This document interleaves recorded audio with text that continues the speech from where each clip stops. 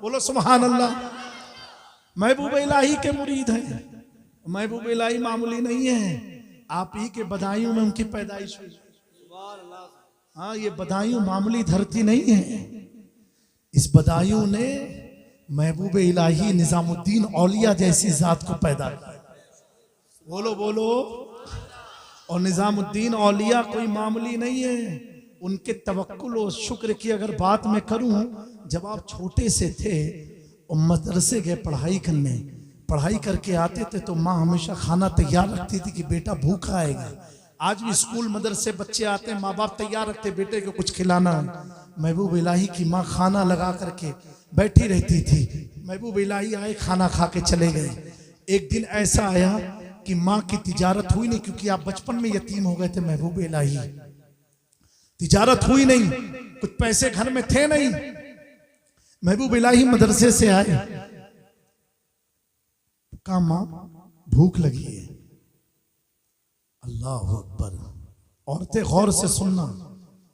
माँ ने कहा बेटा, ये नहीं कहा आज खाना नहीं है, कहा आज हम और तुम अल्लाह के मेहमान हैं। सब्र देखो, इस्तिकामत देखो। कहा आज हम और तुम अल्लाह के मेहमान हैं। महबूब इलाही मुस्कुराते हुए अपने कमरे में चले गए। दूसरे दिन फिर मदरसे से वापस आए, माँ ने खाना लगा के रखा। महबूब इलाही खाना नहीं खा रहे हैं, कह रहे माँ आज अल्लाह ने हमें अपना मेहमान नहीं बनाया क्या? आज अल्लाह ने अपना मेहमान नहीं बनाया? हमारे घर खाना ना पके तो ताबीज दुआ इसके चक्कर शुरू हो जाएंगे। माँ ने इतना कहा बेटा आज अल्लाह ने हमें मेहमान बनाया, महबूब इलाही उसमें राजी। अल्लाह ताला ऐसा इस्तिकामत हमें अता फरमाए। तो मूसा सुहाग बहुत बड़े आलिम दीन, उनकी 4 मज़ार है गुजरात में। 1 2 3 4 कितनी मज़ार है? हर वली की आपने एक सुनी है ना, इनकी 4 एक साथ मज़ार बनी हुई अहमदाबाद में, एक साथ 1 2 3 4। तो इनको तलाश हुई, चलो किसी पीर की तलाशते हैं। तो गुजरात से चले, किसी ने कहा इस वक्त सबसे बड़े बुजुर्ग अगर कोई है भारत में तो वो दिल्ली में निजामुद्दीन औलिया है। बोलो बोलो भाई, अगर आप सुभान अल्लाह नहीं बोलोगे मैं स्टॉप हो जाऊंगा। तो आप जब दिल्ली पहुंचे तो क्या देखा कि हजरत अमीर खुसरू कव्वाली पढ़ रहे हैं और महबूब इलाही झूम रहे हैं, रक्स कर रहे हैं, झूम रहे हैं, रक्स कर रहे हैं। इसमें भी कुछ लोग कहते हैं कि यार नाचते क्यों हो? बाबू अभी हाथ जोड़ के कही थे पैसा ना दो, बड़ी कीमती बात है, सुन लो। रक्स कर रहे हैं महबूब इलाही, झूम रहे हैं। वो झूमते झूमते जब मूसा सुहाग खानका में पहुंचे और देखा निजामुद्दीन औलिया झूम रहे हैं, दिल में ख्याल आया ये किस नाचने वाले के पास में आ गया। अल्लाह अकबर। क्या सोचा? ये किस नाचने वाले के पास आ गया? मैंने सुना था बहुत बड़े वली है, ये तो झूम रहे झूम। इतना सोच के पलट गए। पलटना ही था, बस तकदीर संवरना शुरू हो गई। वाह वाह वाह। इंटेंशन अच्छा था। आज दिल में कुछ होता है, जुबान में कुछ होता है। मूसा सुहाग के दिल में जो था वही जुबान पर। काबे गए, उम्रा किया, हज किया, सुकून नहीं है, बेचैनी, बेकरारी। काबे को पकड़ के दुआ मांगे, अल्लाह मेरी नमाज की लज्जत उड़ गई, मुझे कुछ महसूस नहीं हो रहा मौला, कौन सी मुझसे गलती हुई? गैब से निदा आती है, मूसा तूने मेरे महबूब को नाचने वाली से तस्वीर दिया। अल्लाह। अब वहीं बत्ती उनकी जली। कहा जिसको तूने कहा था नाचने वाला वो मेरा महबूब है। अगर तू चाहता है लज्जतें वापस आ जाए इबादत में, तो नाचने वाले का लिबास पहन करके मेरे महबूब के पास जा। अब वो साड़ी ओड़ी पहन करके आए। क्या पहन के आए? साड़ी पहन के आए। ऐसे अमीर खुसरो ने नहीं कहा है पूरब देखा, पश्चिम देखा, मथुरा देखा, काशी देखा, मोहे तोरा रंग भायो निजामुद्दीन हो लिया। ऐसे नहीं कहा छाप तिलक सब छीन ली तो से नैना मिला के। ऐसे नहीं कहा था अमीर खुसरो ने। जब आए फिर वही महफिल थी और मूसा सुहाग एक खातून के लिबास में आए। महबूब इलाही कैफियत में रक्स कर रहे थे और नजर पड़ती है मूसा सुहाग के ऊपर और सीने से लगाते हैं और लगाने के बाद कहते हैं, ऐ मूसा मैंने तुझे गुजरात की विलायत अता कर दी।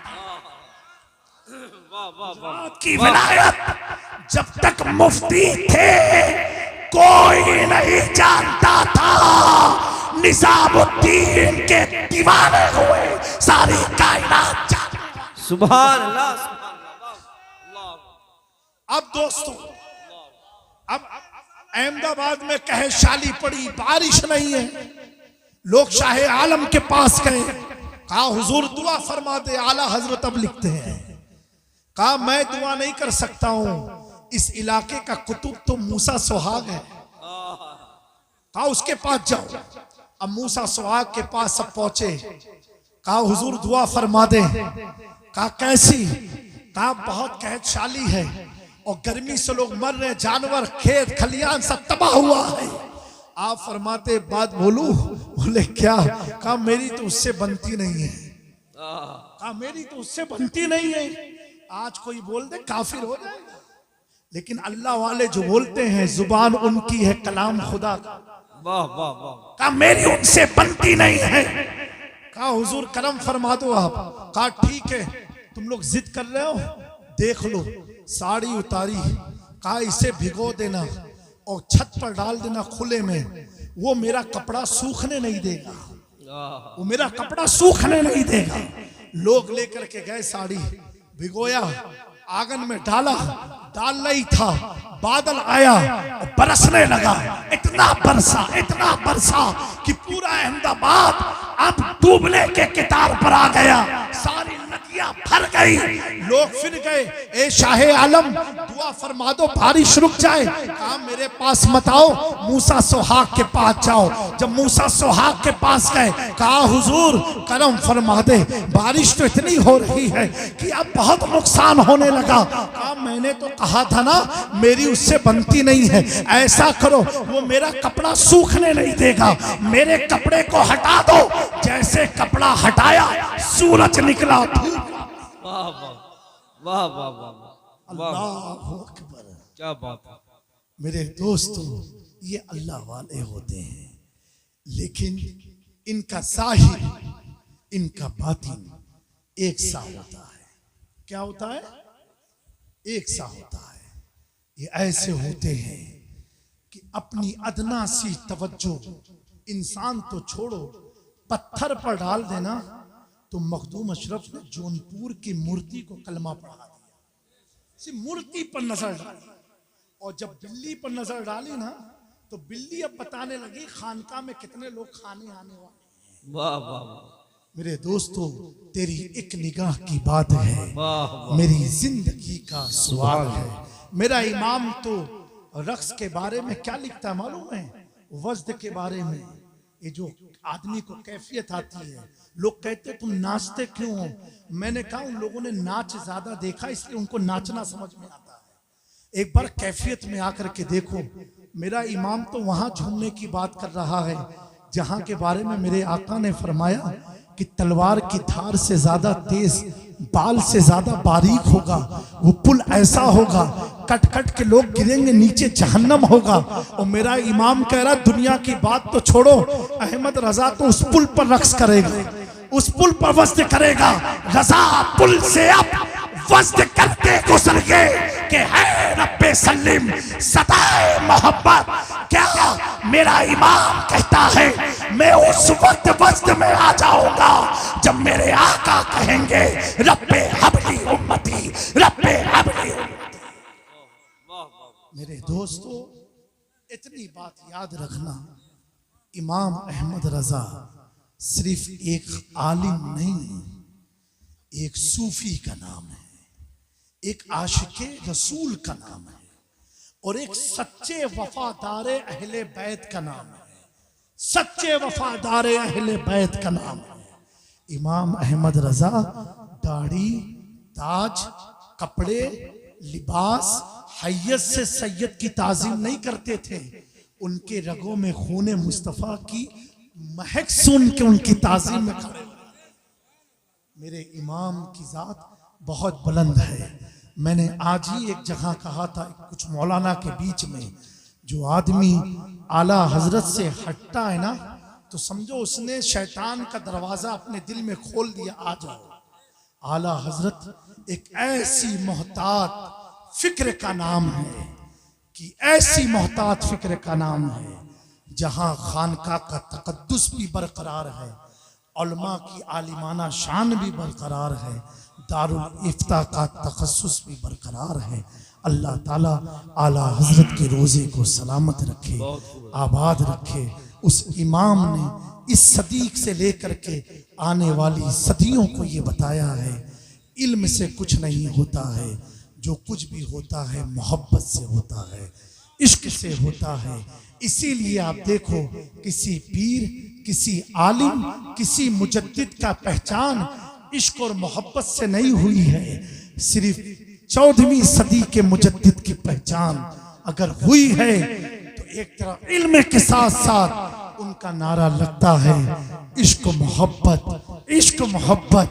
आला हजरत, आला हजरत। अस्तगफिरुल्लाह रब्बी मिन कुल्लि ज़म्बिन व अतूबु इलैहि व मा अलैना इल्लल बलाग। अस्तगफिरुल्लाह रब्बी मिन कुल्लि ज़म्बिन व अतूबु इलैहि। सुब्हानल्लाहि व बिहम्दिही, सुब्हानल्लाहिल अज़ीम व बिहम्दिही।